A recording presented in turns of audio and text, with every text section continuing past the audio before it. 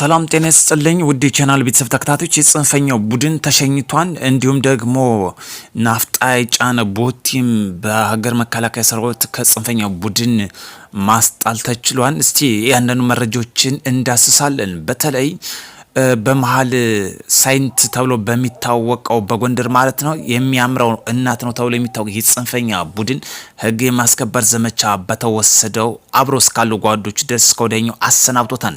የሀገር መከላከያ ሰራዊት ዳር ደንበርን እያስከበረ ጽንፈኛ ቡድን ሰላምን የሚያወካውንም እያጸዳ ይገኛል። በዚህም የሚያምረው እናት ነው ብለው የሚጠሩት የጽንፈኛ ቡድን በመሃል ሳይንት እስከ ብራ አባሮቹ ድረስ አሰናብቶታል። ልብ በሉ እጅግ የሚያስጠላው የአማራ ህልውና ጉዳይ እንታገላለን የሚሉ ነገር ግን መሰረተ ልማቶችን እያወደሙ ይገኛሉ። ለአብነት ያህል በምዕራብ ጎጃም ዞን ወንበርማ ወረዳ ተብሎ በሚታወቀው ናፍጣ የጫነ ቦቲ መኪና እንግዲህ በማገት በማስገባትም ዘረፋ ላይ ተሰማርተው ባለበት ሰዓት ሰላም አስከባሪ የሀገር መከላከያ ሰራዊታችን ማስጣሉ ተሰምቷል። በዚህ ብቻ አልበቃም። ቦቲውን እንግዲህ በጥይት በመደብደብና ተጎሞችንም በማፈንዳት ጥሎ እንደፈረጠጠ ነው የተሰማው። በምስልም እንደሚመለከተው እንዲህ በሚያሳዝንና በሚያሳፍር መልኩ የአማራ ህልውና ጉዳይ እያለ ግን አማራን ክልል የማውደም ዛቻውን ዛሬም አጠናክሮ የቀጠለ መሆኑን በተግባር ያሳየ ጉዳይ ነው። የህወሓት ቅጥረኛው የፋኖ ታጣቂ ቡድን እንግዲህ ይህን ይመስላል በተግባር እያከናወነ የሚገኘው ህግ የሚያስከበር ዘመቻውም የሀገር መከላከያ ሰራዊታችን በእጅጉ እናመሰግናለን። ጽንፈኛን እያጸዳ ሰላምን እያስከበረ አጠናክሮ እየቀጠለ ይገኛል።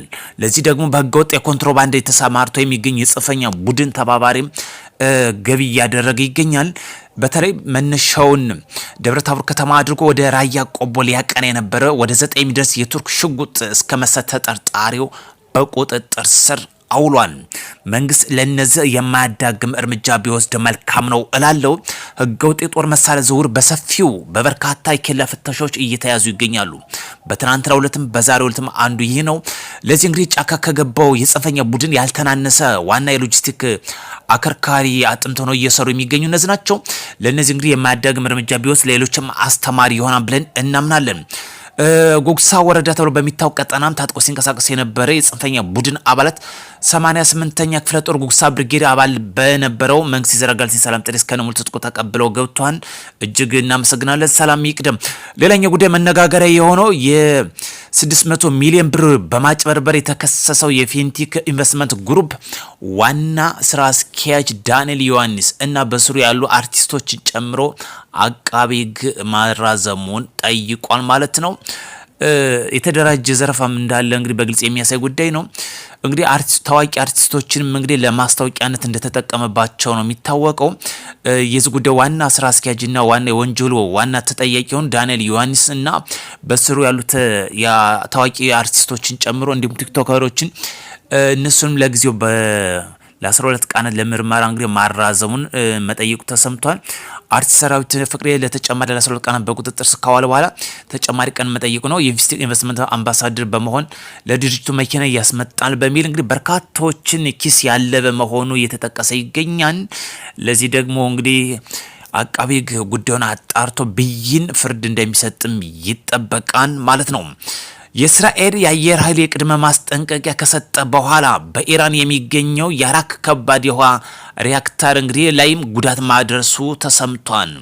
የእስራኤል መከላከያ ከጥቃቱ አስቀድሞ በአራክ አካባቢ የሚገኘው የኒውክሌር ግቢ እና ሌላ ኢንዱስትሪ ቀጠና በአስቸኳይ እንዲለቁ ጥብቅ ማስጠንቀቂያ ሰጥቶ እንደነበርም ተጠቁሟል። በዚህ በኢራን የሚገኘው የውሃ ማጣሪያ ከፍተኛ የውሃ እጥረት ከሚገኘው የኢራን ይህን ከባድ ከመቱት ከፍተኛ የውሃ እጥረት እንደሚከሰትም እየወጣ ያለው መረጃ ይተነትናል። ኢራን ጅቡቲን ጨምሮ አዳዲስ የጥቃት ኢላማዎችን ይፋ አድርጋለች። ኢራን አብዮታዊ ዘብ የአሜሪካ ባለስልጣናትና ወታደሮች የሚገኙባቸውን አዳዲስ የጥቃት ኢላማዎችን ዝርዝር ይፋ ማድረጓ ተሰምቷል። በዚህም ዝርዝር ውስጥ በምስራቅ አፍሪካ የምትገኘው ታሪካዊ የጅቡቲ ዓለም አቀፍ አውሮፕላን ማረፊያም ጨምሮ የሊባኖስ እንዲሁም የሶሪያ መዲና ደማስቆ አካታለች። በእነዚህ ኢላማዎችም ጥቃት እንደምትሰነዝርም መግለጫዋን አሁን አካታ ወጣለች። የኢራን እነዚህን ቦታዎች ለመምታት ያቀደችው በእስላማዊ ከሪፐብሊካን ላይ ጥቃት ለሚሰነዝሩ የአሜሪካ ኃይሎች መጠለያ የሆኑ ናቸው በሚል ምክንያት መሆኗን ያወጣቸው መረጃ ያመላክታል። 24 ሰዓት የብሪታንያ ቴሌቪዥን ዘገባ እንዳወጣው ሶስቱ ሀገራት የኢራን ቀጣይ ጥቃት ኢላማ ሊሆን የሚችሉ ማስጠንቀቂያ ደርሷቸዋል። ኢራን ቀደም ሲል በመካከለኛው ምስራቅ የሚገኙ 13 የአሜሪካ ወታደራዊ ካምፖችና ስትራቴጂካዊ ጥቅሞችን ማውደሟ ገልጻለች። ይህ ተከትሎ የኒውክሌር ታይምስ ባወጣው መረጃ በአካባቢ የሚገኙ የአሜሪካ የጦር ሰፈሮች በሙሉ አገልግሎት ውጭ በመሆናቸው ወታደሮች በሆቴሎችና በተለያዩ ስውር ቦታዎች ለመጠለል እንደተገደዱ መረጃው አመላክቷል። ጀርመን በተለይ ባወጣቸው በዛሬው መግለጫ መሰረት አዲስ የጦር መሳሪያ ይፋ አድርጋለች። በ20 ኪሎ ሜትር ርቀት ላይ ያሉ ስጋቶችን አውዳሚ መሳሪያ በአዲስ ስትራቴጂ ብቅ አድርጋለች።